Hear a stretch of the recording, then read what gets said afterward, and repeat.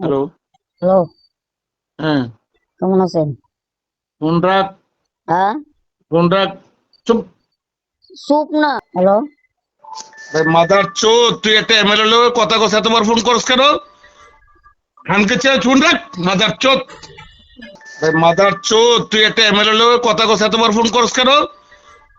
খানকে চেয়ে ফোন রাখ। মাদার চোদ। আপনি কি বাসাটা এমনি করতে পারেন? नमस्कार कलकत्ता पीएस कौन আমি মাননীয় বিধায়ক তফাজ্জল রেখে আমি সন্ধ্যার সময় একটু কথা বলতে গেছিলাম, ঠিক আছে? हाँ हाँ তাই নিয়ে আমার কথাটা শুনছে না, তাই নিয়ে আমি একটু ফোন করছিলাম।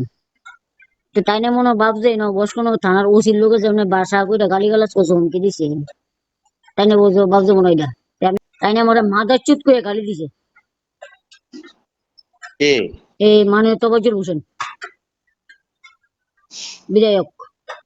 ये ले गया তাদের কাছে আমি অনেক সময় সুরাইয়াত গেছি, বা আমিও আগে সন্ধ্যের সময় কইছি, এর আগেও কইছি। তাহলে বিধায়ক থাকার আগে পরে অনেকটা কারণ আছে।